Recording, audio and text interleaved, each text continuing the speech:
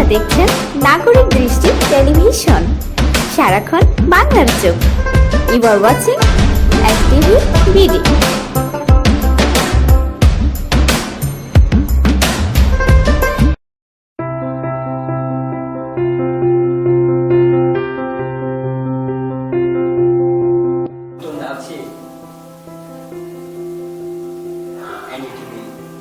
নাগরিক দৃষ্টি টেলিভিশনের বিশেষ অনুষ্ঠান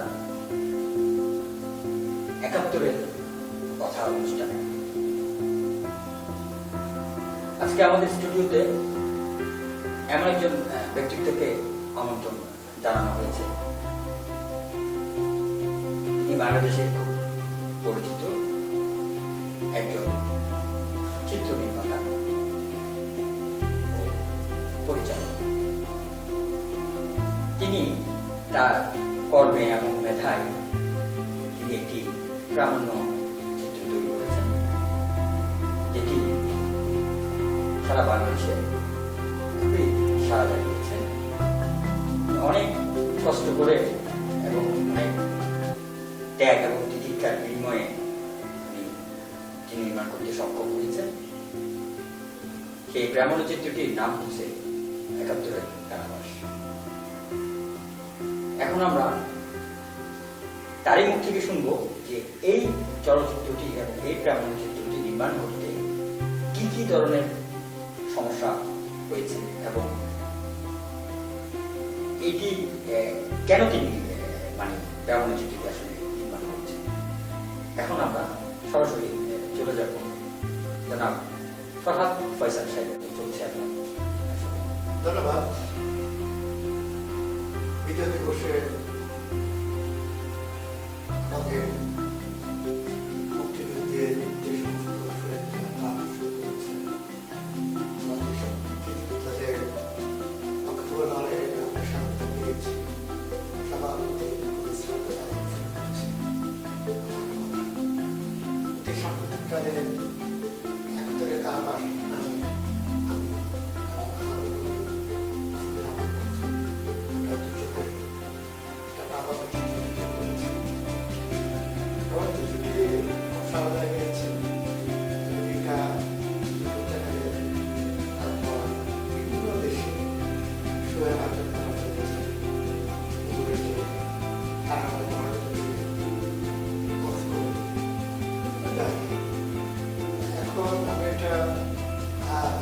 আরো কিছু আমাদের আমন্ত্রণ আছে করোনার কারণে অবস্থান আছে। তারপর আমার ভাষা এটা ভবিষ্যতে আরো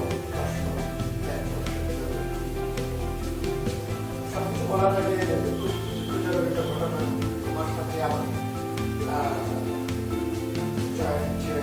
পরিচালক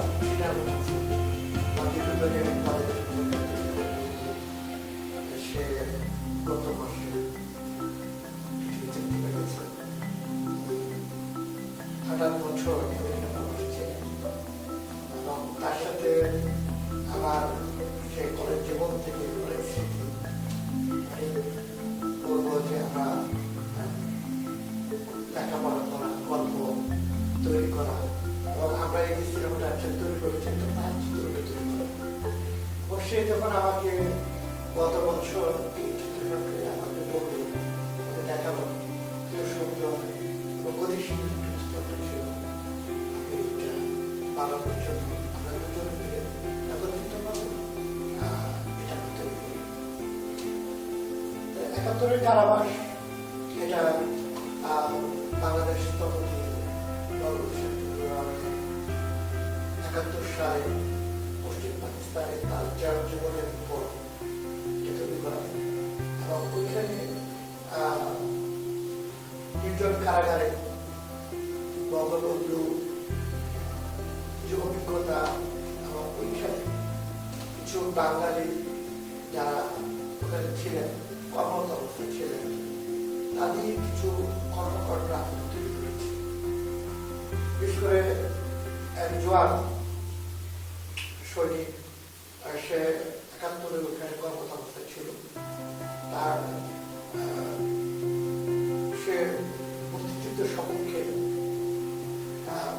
স্বৈরাচারীদের বিরুদ্ধে বিদ্রোহ ঘোষণার পরে তার উপরে অত্যাচার নির্মম অত্যাচার চলে এবং তাকে কারাগারে নিক্ষেপ করা হয় এবং সৌভাগ্যবশত সে যে কারাগারে ছিল সেই কারাগারে আমাদের বঙ্গবন্ধু ছিলেন এবং ওইখানে বঙ্গবন্ধুর সাথে তার যে কথোপকথন হয় এবং তার সাথে যে স্মৃতিচারণ সেই স্মৃতিচারণ এবং বঙ্গবন্ধুর যে অভিজ্ঞতা সেগুলো কিন্তু আমাদের একাত্তরের ধারাবাস এখানে বঙ্গবন্ধু সাথে তারা যে অমানবিক ব্যবহার করেছে প্রত্যেকটা ক্ষেত্রে কোনো কারাগারের মধ্যে সুবিধা ছিল না কোনো কিছুই তার প্রতি ন্যূনতম মানবতা এবং নানা রকম ষড়যন্ত্রে ইয়াহিয়া মুক্ত নানা রকম ষড়যন্ত্রে ওনাকে মারার চেষ্টা করছে যেখানে লাগলো ওখানে কিছু পাকিস্তানেরও যার জেলার এবং তাদের মাধ্যমের কারণে শেখ মুজিবের উপর চূড়ান্তভাবে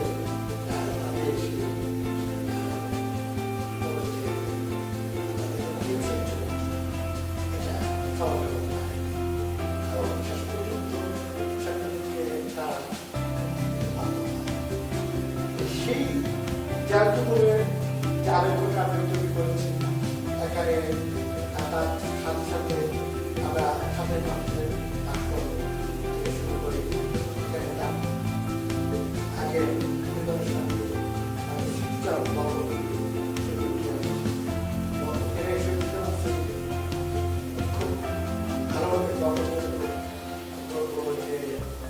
অভিনয়টা করতে পেরেছেন এটা আপনার সত্যি সফলতা করেছেন সেই সাথে আজম খান আর সেই শৈলী সাপের এবং আমরা মনে করবো সর্বপরিসরে শব্দ মাধ্যমে আমরা তৈরি করেছি এবং খুব অল্প সময় ইংরেজি শৈলী আমাদের তৈরি হয়েছে আমরা চেষ্টা করেছি আপনাদের মূলত বিষয়বস্তু ছিল যে ৭১-এ শেখ মুজিবুর রহমান যে কারাগারে ছিলেন সেখানে তিনি কি প্রকার অসুবিধা এবং সুবিধার সম্মুখীন হয়েছে এগুলো তুলে ধরার উদ্দেশ্যে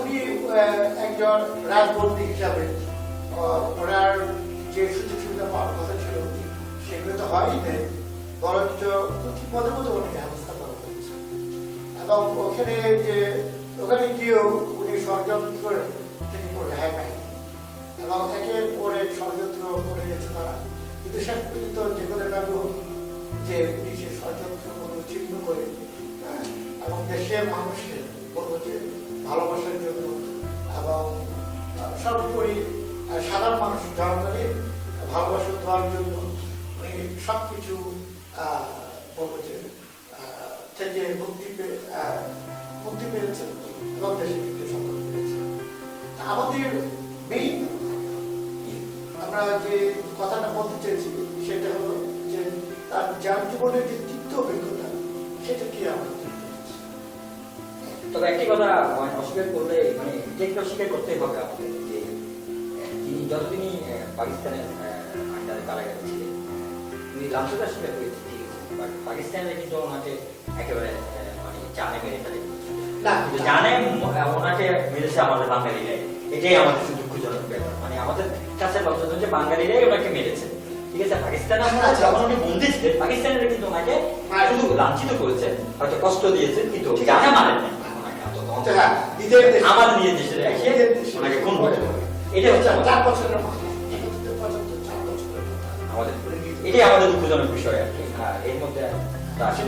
এর মধ্যে যে আমরা যে নির্মাণ মানে এই যে কারণ নির্মাণ কি কি অসুবিধার সম্মুখীন হয়েছে বা কেমন আসলে আমাদের একটু বাজেটটা খুব স্বল্প ছিল সময়টা আমরা করোনার জন্য খুব বেশি করতে পারিনি তখন নাম ছিল এবং আমরা আসলে এটা 1 বছর পরে এটা শুরু করেছি।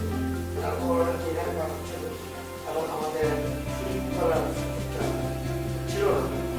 আমরা এই বছরের ফেব্রুয়ারি মাসে আমরা শুরু করেছি এবং সন্তোষ করে যতটুকু আমরা পেয়েছি আমরা স্ক্রিপ্টটাকে বলবো যে এটা আর এখন আমি যদি বলতে চাই যে বর্তমানে মানে এটি তৈরি করার জন্য অবশ্যই আপনাদের কিছু কিছু ব্রাহ্মণ চিত্র সংগ্রহ করতে হচ্ছে। আমাদের কিছু লেখাপড়া করতে হবে।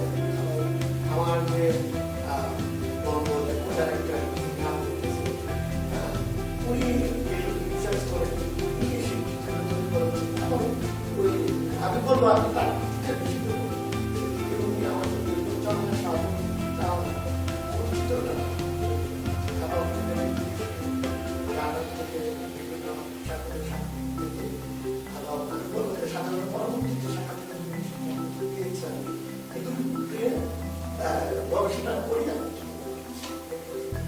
দীর্ঘদিন ধরে শ্রম এবং শ্রম দিয়েছেন আসলে। তো যাই হোক এখন এটি মানে এটি যে এখন মুক্তি পাচ্ছে, কালকে মুক্তি পাচ্ছে, এটি সম্পর্কে মানে আসলে মানে বর্তমান প্রজন্মকে আপনার কি বলা আছে আসলে মানে এটি দেখে দেখার পরে আমরা আশা করি যে বর্তমান প্রজন্ম যারা আছে তারা ইতিহাস ভুলে গিয়েছে। অবশ্যই এই একটা কথা যে যেখানে আমরা সত্যিকারের ইতিহাসটা আমরা তুলে ধরতে সক্ষম হচ্ছি এবং তারা দেখলে তারা বুঝতে পারবে যে এখানে আমরা কতটা স্ক্রিপ্টের প্রতি আমরা কতটা সব দিয়েছি, আমরা চেষ্টা করেছি সব দিক দিয়ে। হ্যাঁ, এবং এটা একটা শিক্ষণের ব্যাপার এবং শুধু শিক্ষণ এটা আমাদের দৈনিক একটা অংশ সাংবাদিকের যার জীবনটা। সো এটা আমি মনে করবো যে এটা যে যেভাবে পারে আমাদের এখানে যাচ্ছে, আমাদের ইউটিউবে খুব শীঘ্রই আপনি ইউটিউবটা দিচ্ছি, ওখানে আমরা আশা করবো সবাই উপভোগ করবেন এবং আমাদের সম্ভব ধারণা লাভ করতে পারবো সাংবাদিক আমাদের জন্য যার জীবনে সেটা আমাদের জন্য আমরা তরুণ প্রজন্ম যারা আছে এবং আমরা যারা সকল বয়সী এটা শুধু আজকেই তো সামনের অদূর ভবিষ্যতে এটা সবসময় এটা আর মুক্তিযুদ্ধের একটি প্রামাণ্য দলিল হিসেবে এটি থাকছে। এটি মানে সরকার থেকে কি কোনো প্রকার মানে কোনো কথা বা কিছু আমরা আসলে ওইভাবে আমরা এটা করার চেষ্টা করিনি।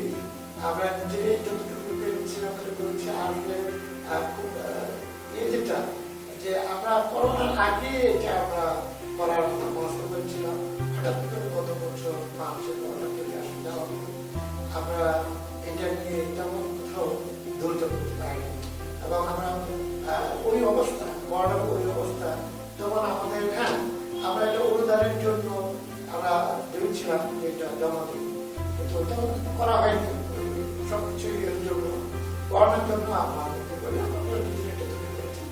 অদূর ভবিষ্যতে এই ধরনের বই আমি মনে করবো যেটা ঐতিহাসিক কোনো কিছু করবে এগুলি আসলে অনুদান করে এগুলো আমরা সুন্দরভাবে আবার আমার একটা চেষ্টা আমি আছি ব্যক্তিগতভাবে আমি সামনে মুক্তিযুদ্ধের উপর এবং স্বাধীনতার উপর আমার বেশ কিছু চিত্র লেখা আছে, এগুলো আমি সামনে অনুদানের জন্য চেষ্টা করবো। এইগুলো আমাদের মানুষের পরিশেষে ধন্যবাদ আপনাকে আজকে স্টুডিওতে আসার জন্য এবং আপনার মূল্যবান সময় নষ্ট করে আমাদেরকে আসলে আপনার জানার দরকার ছিল। সেই হিসেবে তাদের তো আপনার পাচ্ছেন সেই হিসেবে আপনাকে তাহলে শুভরাত্রি। আপনাকে ধন্যবাদ। বর্তমান প্রজন্মকে সঠিক ইতিহাস সঠিকভাবে তুলে ধরা এই ব্রাহ্মণ চিত্রটি নির্মাণ করছেন যারা ফরহাদ ফয়সাল। তিনি স্পষ্ট ইঙ্গিত দিয়ে বুঝিয়ে দিয়েছেন বর্তমান প্রজন্ম ছেলে মেয়েদের। তিনি বলতে চেয়েছেন সঠিক ইতিহাস যদি আমাদের বর্তমান প্রজন্ম না জানে তাহলে কোনো অগ্রগতি সম্ভব না।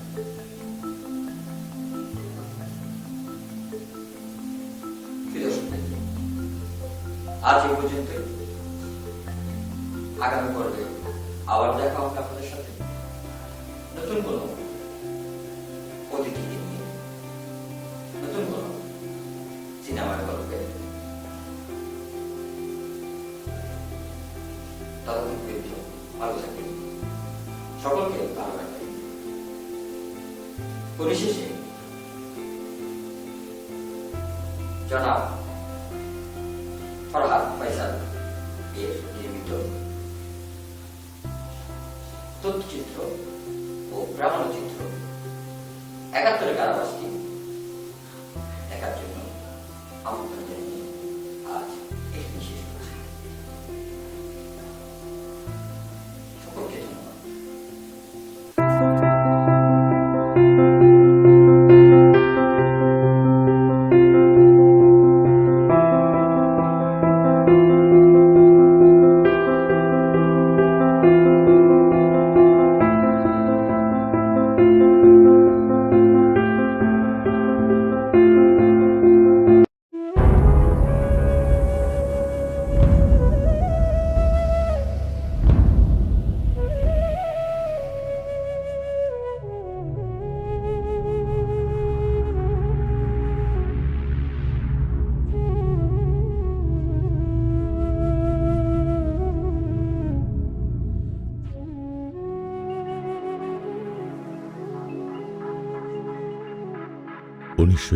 সাল ধানমন্ডির ৩২ নম্বর রোডের এই বাড়িটিতেই থাকতেন জাতির জনক বঙ্গবন্ধু শেখ মুজিবুর রহমান, তার পরিবার পরিজন সহ। ২৬শে মার্চের প্রথম প্রহরে পাকিস্তানি সেনাবাহিনী কর্তৃক তিনি গ্রেফতার হন। অনেক বাঙালির মনে প্রশ্ন জেগেছে যে ২৫শে মার্চ রাতে বঙ্গবন্ধু পালিয়ে যাননি কেন, আত্মগোপন করেননি কেন, ৩২ নম্বরে বসে থেকে পাক সেনাদের হাতে ধরা পড়লেন কেন? এটি পরিকল্পিত আত্মসমর্পণ নাকি অকুতোভয় বীরত্ব? পাকিস্তানের জেল থেকে মুক্ত হয়ে স্বদেশ ফেরার পর বঙ্গবন্ধু প্রথম যে বিদেশি সাংবাদিকের সাথে খোলামেলা কথা বলেছিলেন তিনি হলেন নিউ ইয়র্ক টাইমসের Delhi bureau chief Sydney Schanberg. Sydney Schanberg ১৯৭২ সালের ১৮ জানুয়ারি বঙ্গবন্ধুর উপর নিউ ইয়র্ক টাইমস পত্রিকায় একটি রিপোর্ট ও সাক্ষাৎকার তৈরি করেন। ওই সাক্ষাৎকারে বঙ্গবন্ধু প্রকাশ করেন তার কারাবরণের কাহিনী।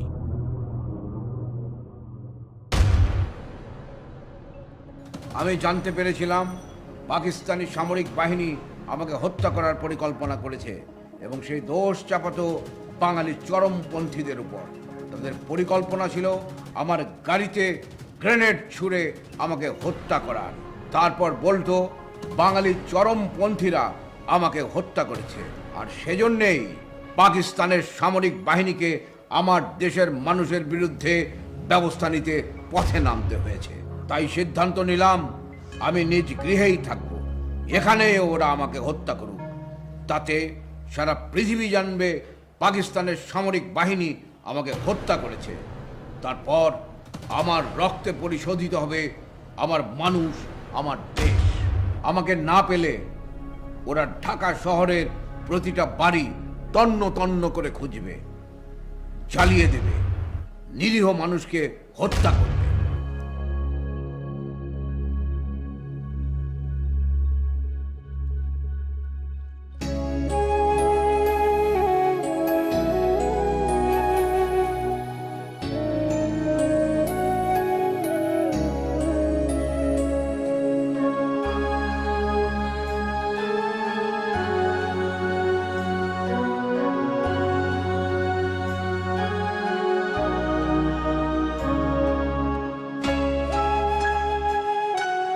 নির্বিচারে গণহত্যা ঠেকাতেই তিনি নিজের জীবনের উপর ঝুঁকি নিয়েছিলেন। পালিয়ে যাননি, আত্মগোপন করেননি। পলায়ন বলতে কোনো শব্দ বঙ্গবন্ধুর অভিযানে ছিল না।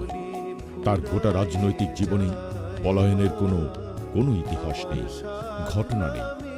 বরাবরই তিনি রাজপথে ছিলেন, নিরন্তর হেঁটেছেন, অনবরত আন্দোলন করেছেন, আর জেল খেটেছেন একবার দুবার নয়, বারবার।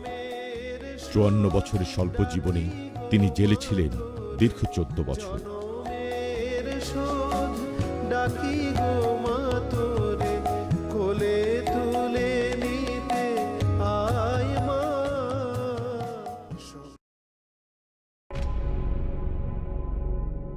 ১৯৭১ সাল অক্টোবর মাসের এক সকাল।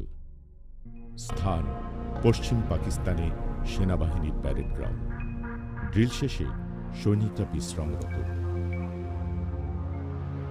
এই সৈনিকের নাম আব্দুল মালিক, বয়স ২৪ বছর।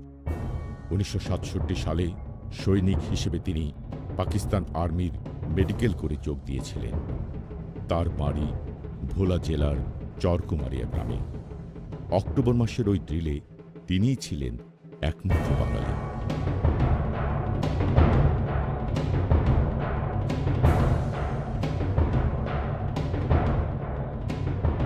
खबर सुना है हमारा नेता जुल्फिकार अली भुट्टो और कायदे आजम का तस्वीर टुकड़ों टुकड़ों कर दिया। कौन? साला मदरचोद बंगाली शेख मुजीबुर रहमान। बांगाली को गाली मत दो, शेख मुजीब को गाली मत मारो। बांगाली हमारा भाई, शेख मुजीब हमारा नेता है।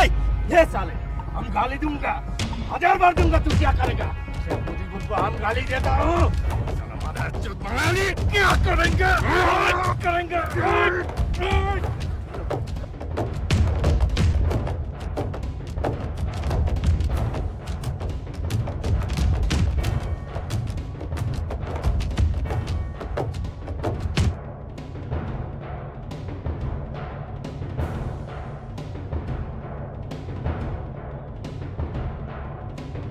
জয় বাংলা। হাবিলদার গোস্তাম খানের নির্দেশে অমানসিক শাস্তি দেওয়া হয় বাঙালি সৈনিক আব্দুল মালিককে। बंगा साला बैंचोद निकालो इसको, बेच निकालो। और नहीं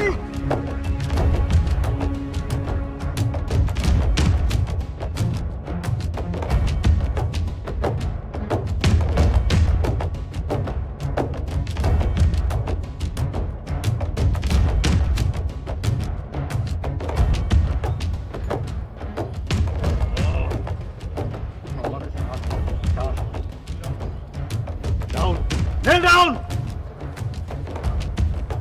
head down, head. इधर इधर आ।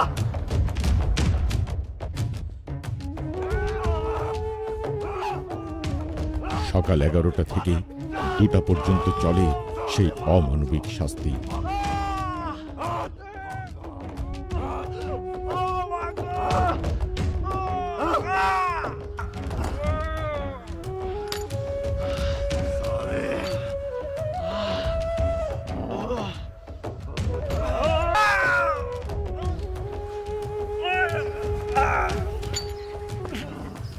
ওরা ওকে লাথি মারে, পা দিয়ে চটকায়।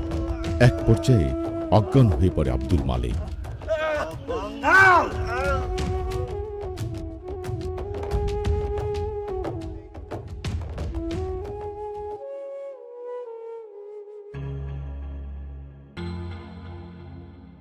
চোদ্দ ১৫ দিন কোয়ার্টার গার্ডেই ছিলেন আব্দুল মালিক। পরে কোনো কোর্ট মার্শাল ছাড়াই আব্দুল মালিককে চালান করা হয় মিলওয়ালি জেলে।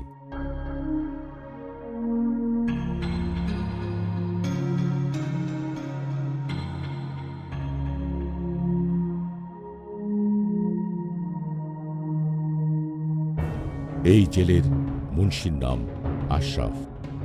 আশরাফ আব্দুল মালিকের পূর্ব পরিচিত। ট্রেনিং একাডেমিতে তারা একসাথে ছিলেন।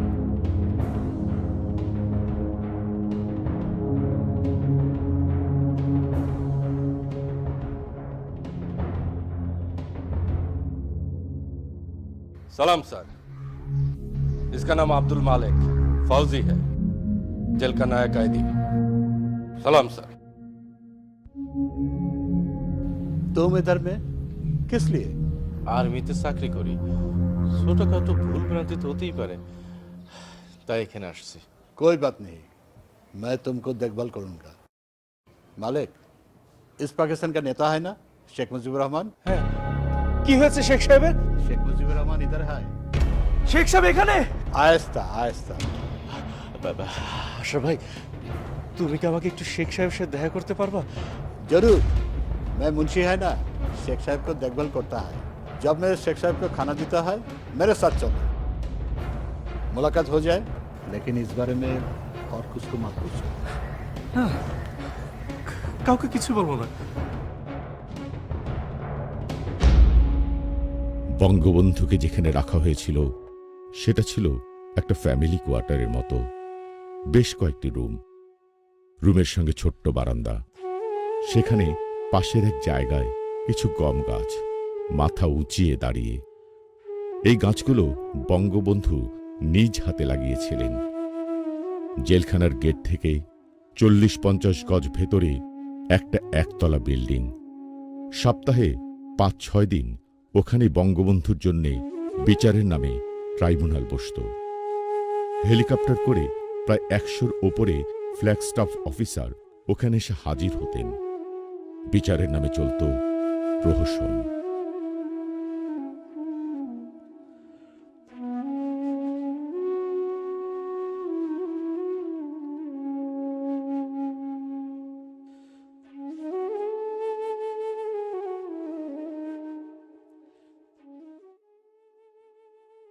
মা আমার সাধনা মিটিল, আশা না পুরিল, সকলি ফুরায়ে যায়। মা আমার সাধনা মিটিল, আশা না পুরিল, সকলি ফুরায়ে যায়। মা জনমের শোধ ডাকি গো মা তোরে, জনমের শোধ ডাকি গো মা তোরে। শোনো একটি বুঝি বরের থেকে सैयाद तो बंगली है। স্বরের ধ্বনি প্রতিধ্বনি আকাশে বাতাসে ওঠে রনি। আসসালামু আলাইকুম স্যার।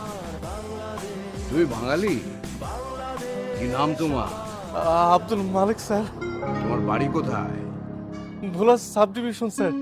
ওহো, তুমি এখানে কেন? জেলখানায়? বঙ্গবন্ধু এখানে আটক অবস্থায় আছেন, টেনশনে আছেন। তাকে যদি আসল কথা বলি তিনি আরো কষ্ট পাবেন। স্যার, ডিফেন্সে চাকরি করি, ছোটখাটো ভুল ত্রুটি তো হতেই পারে, তাই এখানে আসছি। আচ্ছা আচ্ছা আচ্ছা सर आप बातचीत करते रहिए, मैं उधर में चेक करता हूँ। আচ্ছা। স্যার, ওরা আপনার নিয়মিত খাবার দেয়? দেয়। হাতে পোকা থাকে, এই 1 ইঞ্চি লম্বা লম্বা পোকা। একদিন এক অফিসার চেক করতে এলো, আমি তাকে বললাম যে আমাকে ভাত না রুটি দাও। শুনে সে কি বলে জানো মালে? কি বলে স্যার? चावल के लिए आप देश के टुकड़ों टुकड़ों कर दिया। ये चावल तुम्हारा खाना है, रोटी हमारा खाना है। এরা মানুষ রূপী মানুষ সেই 47 সাল থেকে দেখে আসছি। ওরা বাঙালিদেরকে দ্বিতীয় শ্রেণীর নাগরিক মনে করে। আমাদের মাতৃভাষায় আমাদেরকে কথা বলতে দেয় না। আমাদের রাজনৈতিক স্বাধীনতা নেই, আমাদের অর্থনৈতিক স্বাধীনতা নেই, কিন্তু বাঙালিকে দাবায় রাখা যাবে না। বাঙালি আজ জেগে উঠেছে, কেউ তাদের দাবায় রাখতে পারবে না। আচ্ছা মালিক, তুমি দেশের কোনো খবর জানো? না স্যার। আমিও জানি না। ওরা আমাকে পত্র পত্রিকা পড়তে দেয় না, কোনো রেডিও নেই। আমার খুব দেশের কথা মনে পড়ে। ওরা জেলখানাতে ট্রাইব্যুনাল বসিয়েছে, যে কোনোদিন আমাকে মেরে ফেলতে পারে। আমার মনে পড়ে দেশের কথা, ঢাকার রাজপথের কথা, আন্দোলনের কথা, মিটিং মিছিলের কথা। আমার পরিবারের কথা, হাসুর কথা, হাসুর মায়ের কথা, আর সবচেয়ে বেশি মনে পড়ে রাসেলের কথা। এই ছেলেটা জন্মাবার পর আমি তো প্রায় জেলেই থেকেছি। বলতে গেলে ও আমার কোনো আদরই পায়নি। হাসু ওকে নিয়ে আমার সাথে জেলখানায় দেখা করতে আসতো। তো একদিন হাসু ওকে নিয়ে জেলখানায় এসেছে। আমাকে বাবা বাবা বলে কি যেন হাসু বলছে। সেটা শুনে রাসেল কি বলে জানো? বাবু, আমি কি তোমার বাবাকে একবার বাবা বলে ডাকতে পারি? আরে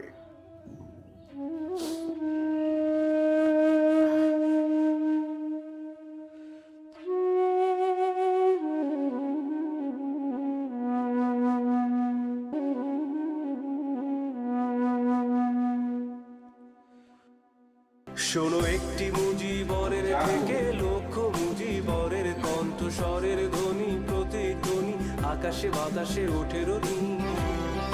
বাংলাদেশ আমার বাংলাদেশ, বাংলাদেশ আমার বাংলাদেশ। শোনো একটি মুজিবরের থেকে লক্ষ মুজিবরের কণ্ঠস্বরের ধ্বনি, প্রতিধ্বনি আকাশে বাতাসে ওঠে রনি। বাংলাদেশ আমার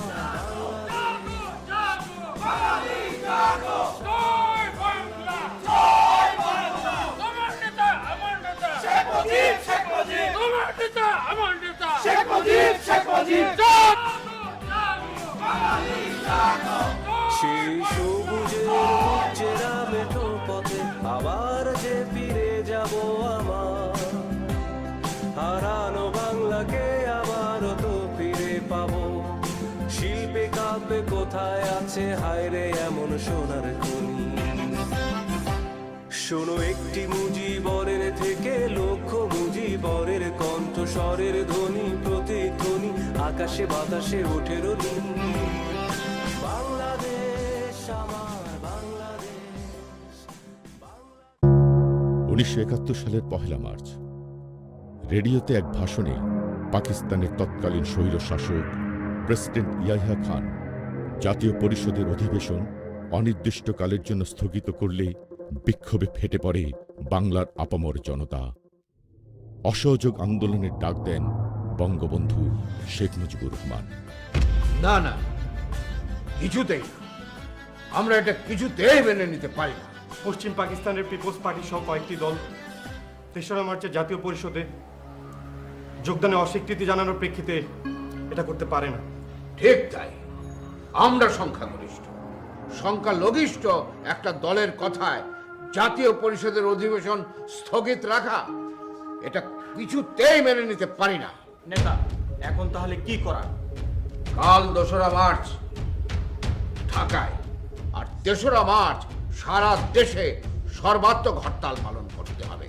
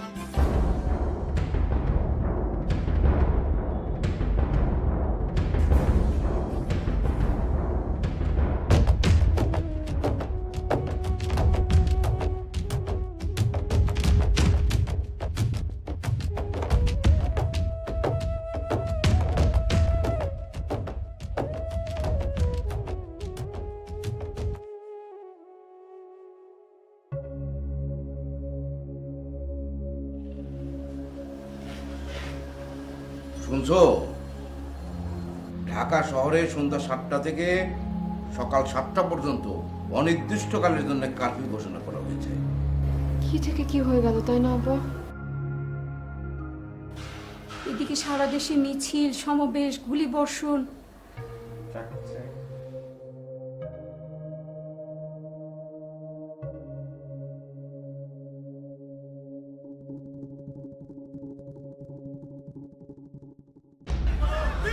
বাঙালি অস্ত্র ধরো, বাংলাদেশ স্বাধীন করো। তোমার দেশ আমার দেশ, তোমার দেশ আমার দেশ, বীর বাঙালি অস্ত্র ধরো, বাংলাদেশ স্বাধীন করো। তোমার দেশ আমার দেশ, তোমার দেশ আমার দেশ, তোমার দেশ আমার দেশ।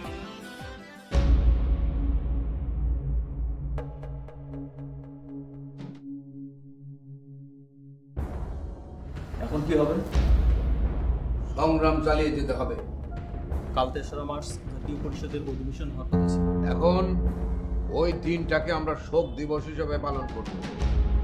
আর কাল 3রা মার্চ থেকে 6 মার্চ পর্যন্ত সকাল 6টা থেকে দুপুর 2টা পর্যন্ত সারা দেশে সর্বাত্মক হরতাল পালন করা হবে। আগামী 7ই মার্চ রেসকোর্স ময়দানে গণসমাবেশে আমি বক্তৃতা দেব, সেইখানে পরবর্তী নির্দেশ দেব।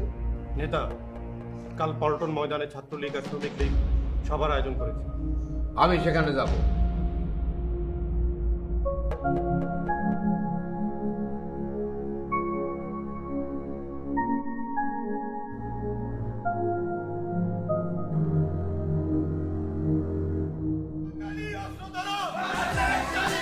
বীর বাঙালি অস্ত্র ধরো, বীর বাঙালি তোমার দেশ আমার দেশ, তোমার দেশ শোনো আমার একটি দেশ। মুজিবরের থেকে লক্ষ্য মুজিবরের কণ্ঠস্বরের ধ্বনি প্রতিধ্বনি আকাশে বাতাসে ওঠে রনি।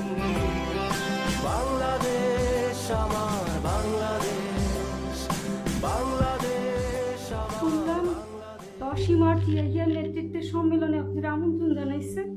আমি প্রত্যাখ্যান করলাম। শান্তিপূর্ণ হরতালে গুলিবর্ষণ চলছে। ঢাকায় 23 জন, চট্টগ্রামে 75 জন মারা গেছে। আপনার পল্টনে যাওয়ার কথা আছে। আলবাদ যাব। ওইখানে যে আপনি কি বলবেন? বলবো বাঙালি খাজনা দেয় রাষ্ট্র চালানোর জন্য, গুলি খাওয়ার জন্য নয়। আব্বা, এই কথা বললে আপনার রক্ষে থাকবে না। হতে পারে এটাই আমার জীবনের শেষ ঘোষণা, তাই বলে উচিত কথা বলবো না আমি? আগামী রোববার রেসকোর্স ময়দানে আপনার ভাষণ দেওয়ার কথা আছে না? আছে, কিন্তু কে জানে, সে সুযোগ হয়তো আমাকে নাও দেওয়া হতে পারে। তবে আমি না থাকলেও আন্দোলন যেন থেমে না।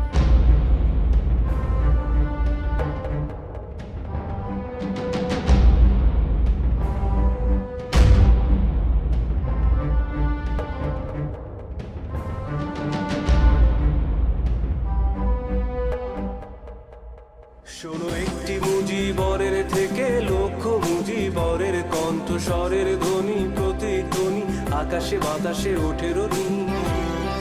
বাংলাদেশ আমার বাংলাদেশ, বাংলাদেশ আমার বাংলাদেশ। নেতা, জাতির উদ্দেশ্যে ইয়াহিয়ার ভাষণ শুনেছেন তো? টিক্কা খানকে পূর্ব পাকিস্তানের গভর্নর হিসেবে নিয়োগ দিল। কথা সেটা না। আগামী 25শে মার্চ জাতীয় পরিষদের অধিবেশন ডাকা হয়েছে, সব উচ্চা। তাহলে কাল রাওয়ালপিন্ডিতে ভুট্টোর সাথে ইয়াহিয়ার 5 ঘন্টা যাবত বৈঠকে এই সিদ্ধান্ত নিল। আমি তো আগেই বলেছিলাম এই সব ডন বৈঠক আমার বাঙালির কোনো কাজে আসবে না। তাহলে আগামীকাল 7ই মার্চ আমাদের সকলকে কালকের কথা ভাবতে হবে।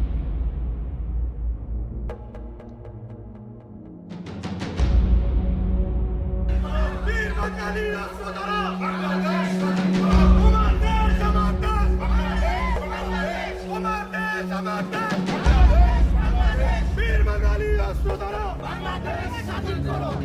বীর বাঙালি অস্ত্র ধরো, বাংলাদেশ স্বাধীন করো। তোমার দেশ আমার দেশ, তোমার দেশ আমার দেশ, বীর বাঙালি অস্ত্র ধরো, বাংলাদেশ স্বাধীন করো। বীর বাঙালি অস্ত্র ধরো, বাংলাদেশ স্বাধীন করো। 7ই মার্চ ধানমন্ডির 32 নম্বরের বাড়ি রুমে সব ছাত্রনেতারা কথা বলছেন। নেতা আজ স্বাধীনতার ডাক দিবেন। আমারও তাই ধারণা। কি বলেন? সেটাই ভাবছি। আসসালামু আলাইকুম।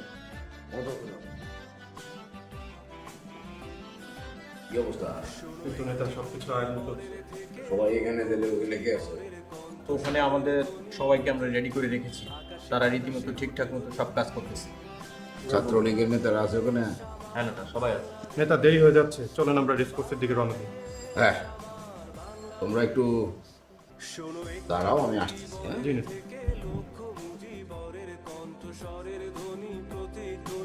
আকাশে বাতাসে ওঠে রনি, বাংলাদেশ আমার বাংলাদেশ, বাংলাদেশ আমার বাংলাদেশ। শোনো একটি মুজিবরের থেকে লক্ষ মুজিবরের কণ্ঠস্বরের ধ্বনি প্রতিধ্বনি আকাশে রেনু, পুরো দেশ আজ আমার দিকে তাকায় আছে, আমি ওদেরকে কি বলবো? বহুদিন পর আপনি ওর নামটা ধরে ডাকেন। রেনু, এই দেশ, এই মাটির জন্য আমি আমার জীবন যৌবন সব উৎসর্গ করেছি। তুমি পাশে না থাকলে এটা আমি পারতাম না। তুমি আমার প্রেরণা, আমার সাথী, আমার শক্তি। বাঙালিরা আপনারে ভালোবাসে, বড় বেশি ভালোবাসে। আপনি মনে প্রাণে যা বিশ্বাস করেন, আজকে বাঙালিদের সামনে দাঁড়ায় তাই বলবেন। এক চুল কমও না, বেশিও না। আসল মা, তুমি সত্য কথাই বলছো। বাঙালিরা আমার ভালোবাসে, বড় বেশি ভালোবাসে। আর ভালোবাসার মানুষের সাথে মিথ্যা বলা যায় না। আমি কোনোদিন তোমার সাথে মিথ্যা বলি নাই। আজ আমি বাংলার জনগণের সাথে মিথ্যা বলব না। আমি সত্যটাই বলব। বাঙালির জীবনের চরম আকাশে বাতাসে ওঠে রনি, বাংলাদেশ আমার দেশ তোমার দেশ, বাংলাদেশ বাংলাদেশ, আমার দেশ তোমার দেশ, বাংলাদেশ বাংলাদেশ, স্বাধীন করো স্বাধীন করো, বাংলাদেশ স্বাধীন করো। বাংলার মানুষ মুক্তি চায়, বাংলার মানুষ বাঁচতে চায়, বাংলার মানুষ তারা আজ তার অধিকার চায়। এবারের সংগ্রাম আমার মুক্তির সংগ্রাম, এবারের সংগ্রাম স্বাধীনতার সংগ্রাম। মায়েরা আমার, তোমরা আমার উপর বিশ্বাস আছে? আমি প্রধানমন্ত্রিত্ব চাই না, আমরা দেশের মানুষের অধিকার চাই। আর যদি একটা গুলি চলে, আর যদি আমার লোকের উপর হত্যা করা হয়, তোমাদের উপর কাছে আমার অনুরোধ রইল, প্রত্যেক ঘরে ঘরে দুর্গ করে তোলো। তোমাদের যা কিছু আছে তাই নিয়ে শত্রুর মোকাবেলা করতে হবে। প্রত্যেক গ্রামে, প্রত্যেক মহল্লায়, প্রত্যেক ইউনিয়নে, প্রত্যেক সাব ডিভিশনে আওয়ামী লীগের নেতৃত্বে সংগ্রাম পরিষদ গড়ে তোলো এবং তোমাদের যা কিছু আছে তাই নিয়ে প্রস্তুত থাকো। মনে রাখবা, রক্ত যখন দিয়েছি, রক্ত আরো দেব। এদেশের মানুষকে মুক্ত করে ছাড়বো ইনশাআল্লাহ।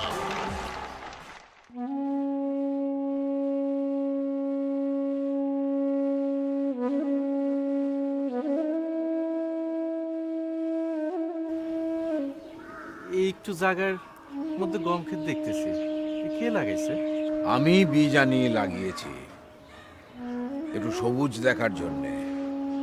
সকাল বিকাল সবুজ দেখলে চোখের জ্যোতি ভালো থাকে। এখানে তো আকাশ আর বালু ছাড়া আর কোনো কিছু দেখতে পাই না। একটা জিনিস খেয়াল করেছো মানে, এই শত্রুর দেশেও চারাগুলো কেমন জীবন্ত হয়ে বেড়ে উঠেছে। বাঙালি স্বাধীন হবে, স্বাধীন হতেই হবে। चलिए चलिए, कोई आने पहले इधर से चलिए। স্যার, আসি স্যার। আসসালামু আলাইকুম স্যার। যাও, যাও, যাও।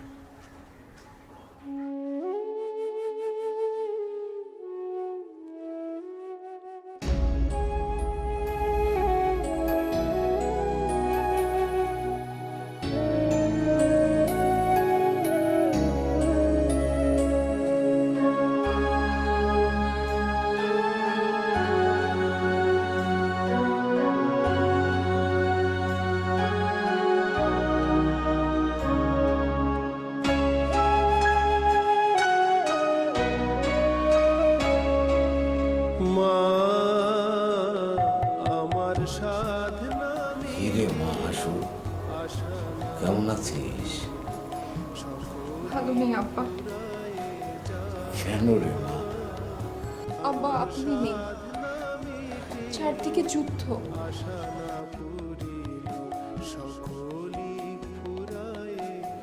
এই গানটা আপনার খুব পছন্দের, তাই না?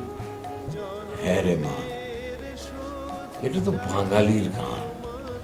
ছোট্ট একটা দেশ, দুবেলা দুমুঠো ভাত আর মানুষের ভালোবাসা, এটাই তো চেয়েছিলাম। আর এই মানুষ রূপী বর্বরগুলো আমাদেরকে কি দিল? ছলনা, বঞ্চনা, হঠকারিতা। তাই যখনই মনটা খারাপ হয় তখনই আমি এই গানটার কথা চিন্তা করি। কিন্তু আব্বা, আপনার বাঙালি আর জেগেছে। আপনি 7ই মার্চে ডাক দেবার পর আপনার ডাকে সাড়া দিয়ে বাঙালি যার যার ঘরে দুর্গ গড়ে তুলেছে। আব্বা, আমরা এখন মরতে শিখেছি, কেউ আমাদের দাবায় রাখতে পারবে না। এই তো তুই শেখের বেটির মতো কথা বলেছিস। তোর সঙ্গে কথা বলে আমি এখন সাহস পাচ্ছি। আব্বা, আপনার নখগুলো তো বড় হয়ে গেছে, আমি কেটে দিই? জানিস হাসু, সেদিন জেলার সাহেব আমার রুমে এসে বলে আপনার হাত পায়ের নখগুলো বড় হয়ে গেছে, একজন নাপিত পাঠিয়ে দিই। আমি কি বললাম জানিস? আপনাকে নাপিত পাঠাতে হবে না, আমার হাত পায়ের নখগুলো কেটে দেয় আমার মেয়ে হাসু। আব্বা, আপনি দেশে ফিরে আসেন, আমি আপনার নখ কেটে দেব।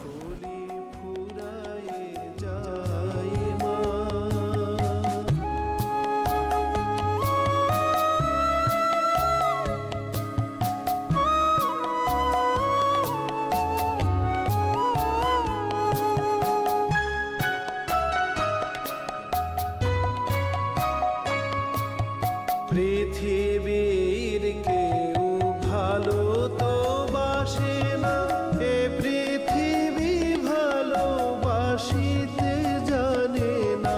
পৃথিবীর কেউ ভালো তো বাসে না, এ পৃথিবী ভালোবাসিতে জানে না।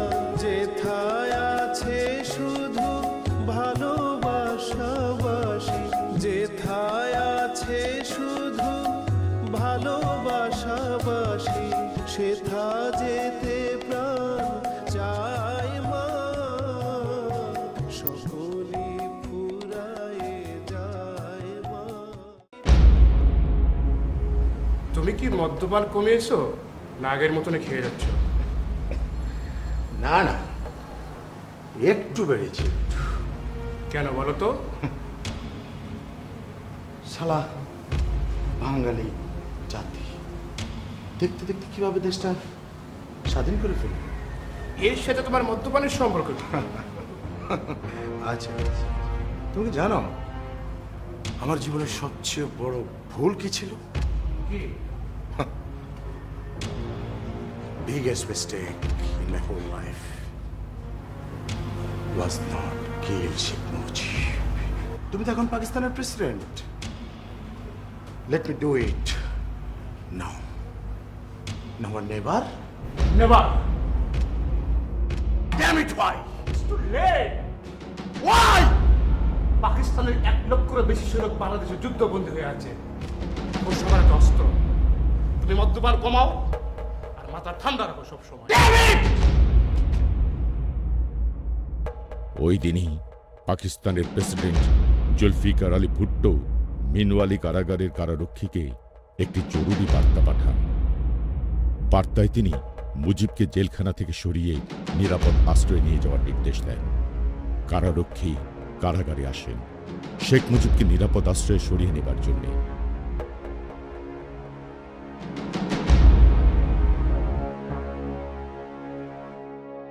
কিন্তু জেলের কয়েদিদের মধ্যে গুঞ্জন ওঠে, আজই মুজিবের শেষ দিন, মুজিবকে হত্যা করার জন্য কবর খোঁড়া হয়েছে, ওই কবরেই আজ মুজিবকে কবর দেওয়া হবে।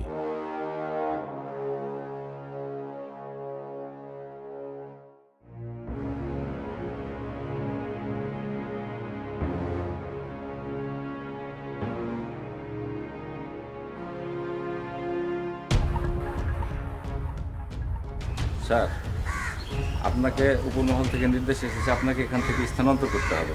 ওই জায়গাটা আপনার জন্য নিরাপদ স্যার। পরবর্তী নির্দেশ না আসা পর্যন্ত আমরা ওইখানেই থাকবো স্যার। আমি কি আপনাকে একটা অনুরোধ করতে পারি? কি অনুরোধ বলুন? ওখানে গেলে আপনি কি বাংলাদেশে আমার স্ত্রীর সাথে আমাকে একবার কথা বলিয়ে দিতে পারবেন? ওইটা আমার ক্ষমতার বাইরে। আমার দায়িত্ব হচ্ছে আপনার নিরাপত্তা নিশ্চিত করা, এর বেশিও না কমও না।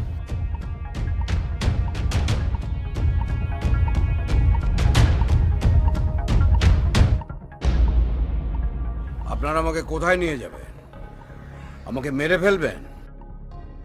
ফাঁসির মঞ্চে নিয়ে যাবেন আমাকে? চলুন, আমি মুসলমান। মুসলমান একবারই মাত্র মরে। আমি কারো কাছে নতি স্বীকার করব না। আমি বাঙালি। বাংলা আমার দেশ, বাংলা আমার ভাষা। আপনার কাছে অনুরোধ, আমার লাশটা বাংলার মাটিতে পাঠিয়ে দেবেন। আমাকে বিশ্বাস করুন, সব পাকিস্তানি একরকম নয়। চলুন।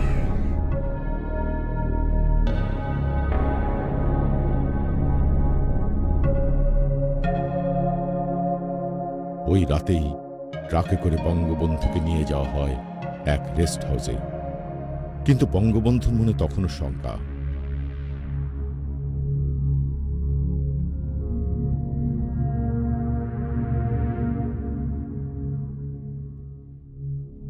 বঙ্গবন্ধু ওই রেস্ট হাউসে ছিলেন দুদিন পর রেস্ট হাউস থেকে বঙ্গবন্ধুকে রাওয়ালপিন্ডির অদূরে সিহালা পুলিশ একাডেমিতে নিয়ে যাওয়া হয়। বঙ্গবন্ধু তখনও জানেন না দেশ স্বাধীন হয়েছে। জুলফিকার আলী ভুট্টো পাকিস্তানের নতুন প্রেসিডেন্ট হয়েছেন। সিহালা পৌঁছানোর কিছুক্ষণের মধ্যেই তার সাথে দেখা করতে আসেন জুলফিকার আলী ভুট্টো। তুমি এখানে? ওরা কি তোমাকেও বন্দি করেছে নাকি? না, ওরা আমাকে গ্রেপ্তার করেনি। আমি পাকিস্তানের নতুন প্রেসিডেন্ট।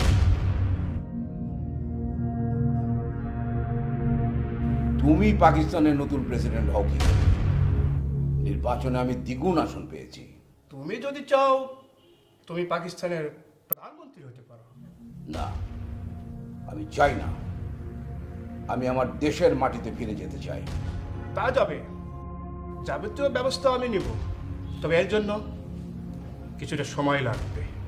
আমি শুনেছি কামাল হোসেন এখানকার কোনো এক কারাগারে আছে। তাকে কি এখানে আনা যাবে? সে ব্যবস্থাও আমি নেব।